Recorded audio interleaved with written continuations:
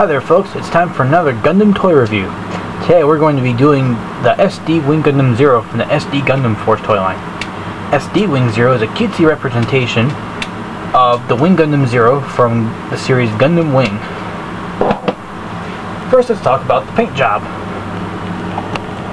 The paint job is just as good as any other figure in the line, though some of the parts where the white meets the blue, the paint looks a little bit sloppy. You can see it here on the right machine cannon, on the shoulders, and on the wings. It's hard to tell with my camera, so you'll just really have to take my word for it.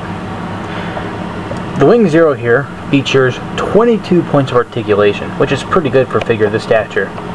His head is on a ball joint, though he has a hard time looking up and down. He turns at the waist. This is more due to one of his gimmicks, more on that later. His shoulders can move in and out, up and down. He can turn and bend at the elbows. His wrists turn. His legs are on slight ball joints, but they only seem to be able to go back and forth. His feet, however, have full free range of movement.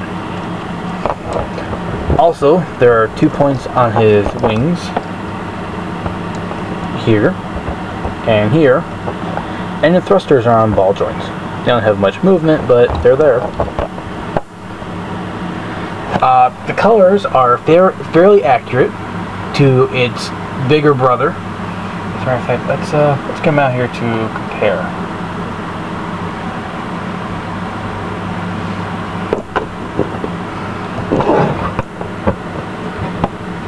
See, the detail is pretty good. Have the L discs on here, on the shoulders. The colors are pretty spot on.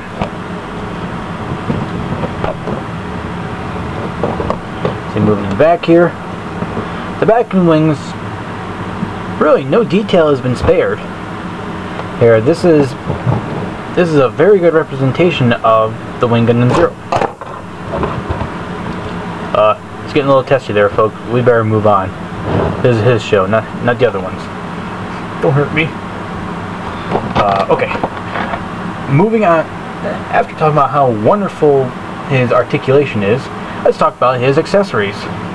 For accessories, he includes 2 green sabers with white handles and clear green blades, which are accurate to the show, unlike the other larger Gundam toys, which seem to favor red beam sabers, which is odd. Not bad, but odd. I'd put the green ones myself anyway. So, 2 sabers. He includes his trademark shield, which has a peg that flips out here and attaches to the bottom of his left forearm. It seems a little bit loose on his arm, but stays nice and secure, but requires minimal force to remove. So that's not bad. Let's get a nice look at that. It's very large. Take that off, set that aside. And finally, the Wing Gundam Zero's most important feature, or his accessory, I mean, his twin buster rifle, which, if you thought the shield was big, the gun's bigger. Appropriate, but bigger.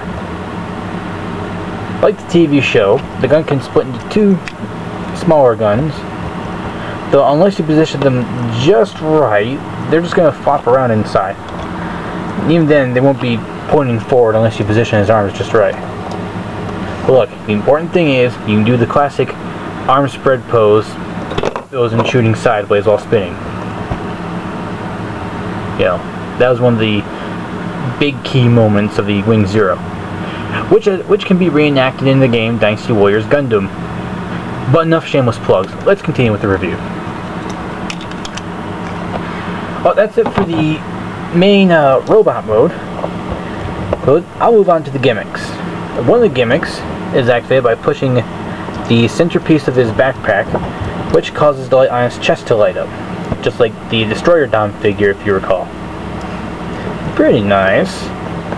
But let's move on to what will surely be the more popular feature, the transformation to the Neo Bird mode. This is done first by folding in the thrusters and folding the shoulders down. Rotate the head 180 degrees and then do the same with the lower body. After that, open up the legs, rotate the feet 180 degrees, and then insert them into the legs. Close them up. Stick your thumbnail under the heels here to reveal the thrusters. Next, you want to open up the wings and put this peg into this hole. And repeat it for the other one. Gotta watch the scraping. Next part, take the shield, make sure the peg is folded up, split the bust rifle in half, and fold in the handles. Insert the peg on one buster rifle to the hole on one side of the shield. The holes will be here. This is the peg. And it should look like that. Next, you want to position the wings so the larger parts are almost sticking straight up. It's going to be for a sec. Technical difficulty here. Have thruster pop off. There. You want to raise the wings up so the gray parts here slide between the spaces between the shield and the rifle. You stick the gray tabs on the bottom of the shield into the slots here on the backpack. Position the wings however you like. This is really the best you're going to be able to get it. And voila! Your wing Gundam is now ready for, well, whatever it is you want to do, whether it's flying or enter the Earth's atmosphere. The latter is not recommended for toys or anything. While it's not an exact representation of the bird mode from the TV show, it's still a good representation. It still looks pretty good. And either way, you're going to be able to run around making airplane noises with it if that's your thing. Overall, this is still a very nice toy. Right? And I hope to obtain more of the non-SD Gundam Force SD Gundam toys. Preferably something from G Gundam. Anywho, that's it for my review. I hope you enjoyed, and have a nice day. Peace out.